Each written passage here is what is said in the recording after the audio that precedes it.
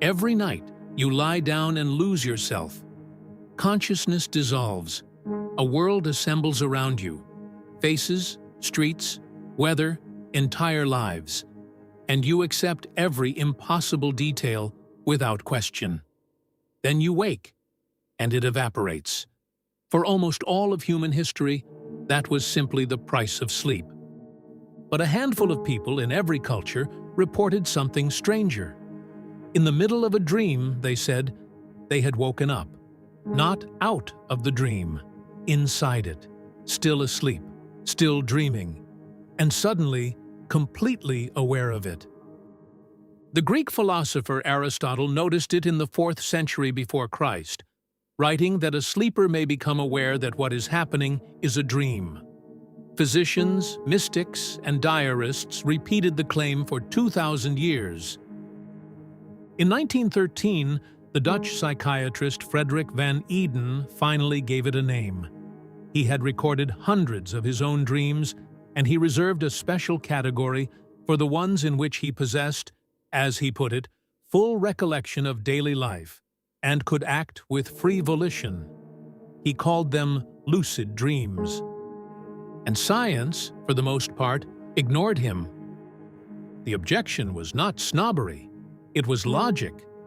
Dreaming was understood as the mind at its least conscious. To claim you were awake inside a dream was, on its face, a contradiction, like claiming to be asleep and running a marathon. Worse, there was no way to check. Everything science knew about dreams arrived secondhand, hours late, filtered through a waking mouth. A sleeping person cannot raise a hand, cannot speak, cannot signal. Dream reports were memories of memories, and the lucid dreamer's claim was, by definition, untestable. Then, in 1953, a graduate student at the University of Chicago noticed something moving. Eugene Aserinsky, watching sleeping subjects through the night, saw their eyes darting rapidly beneath closed lids.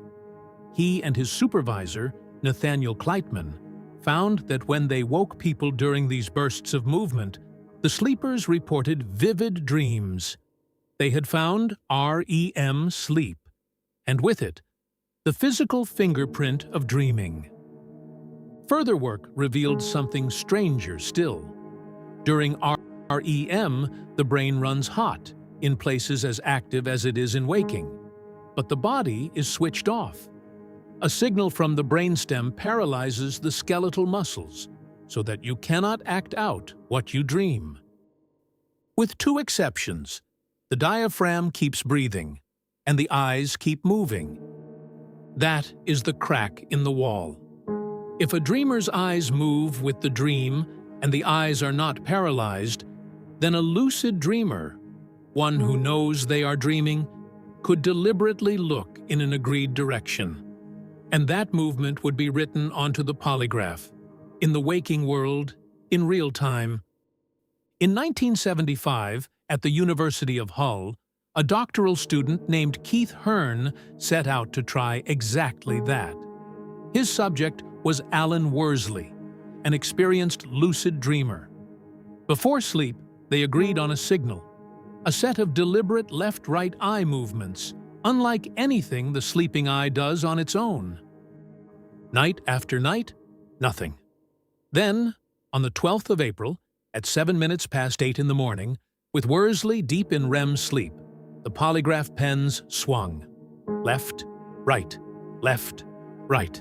8 times, exactly as agreed.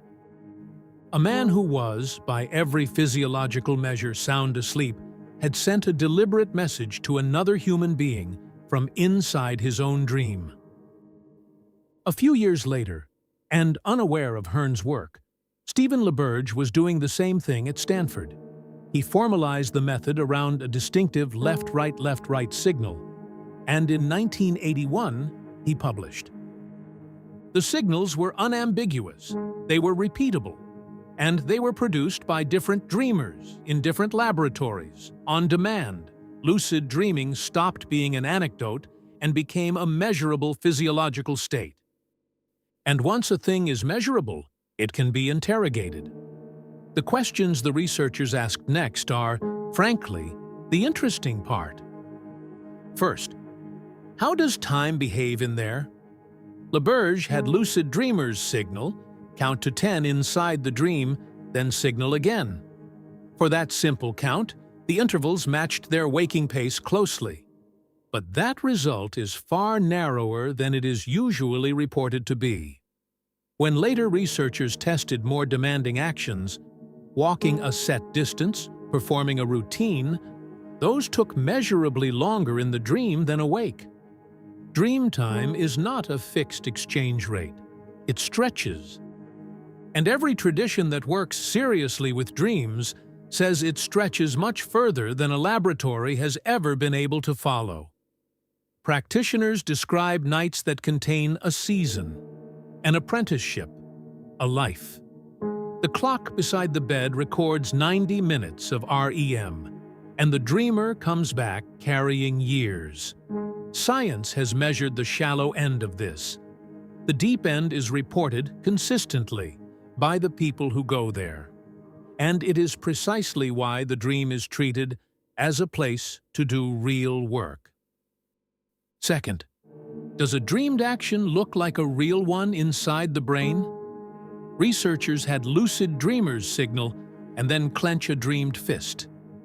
Neuroimaging showed activity in the motor cortex, in the region corresponding to that hand.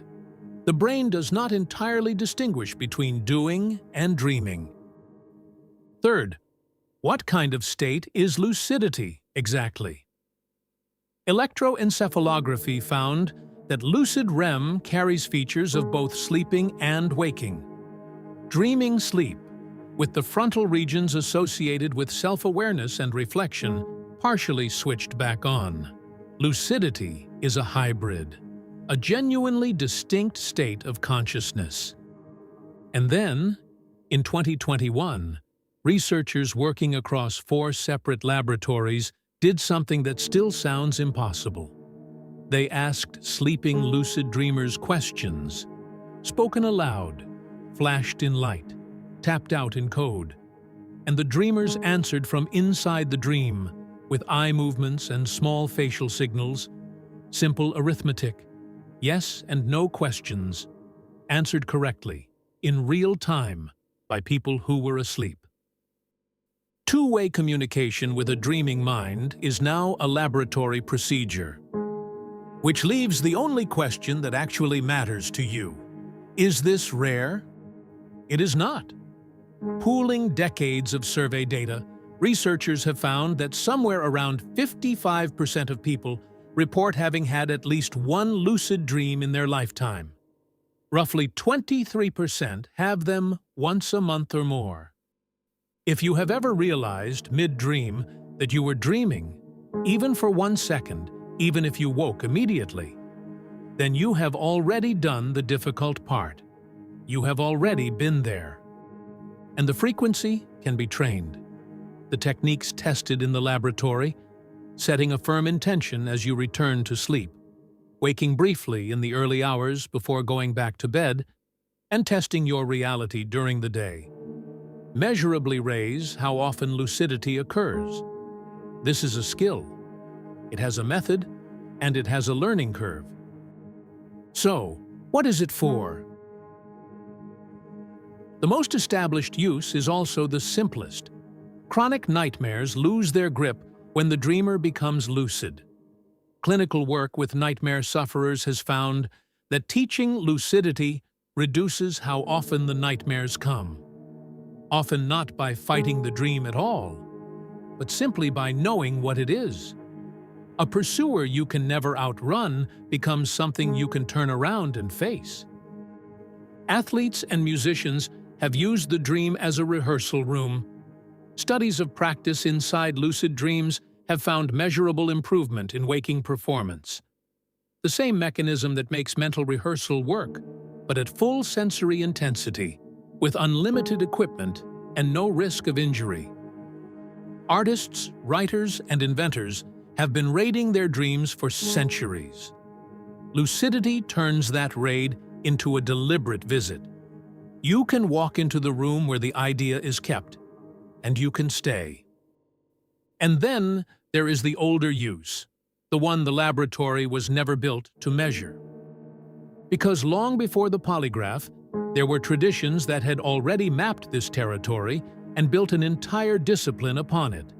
In Tibet, dream practice, Milam, is one of the 6 yogas transmitted through Naropa nearly 1,000 years ago. Practitioners trained lucidity not as a novelty, but as rehearsal for the mind's great transitions and as a place to meet what the waking self keeps hidden. So what does that practice actually consist of?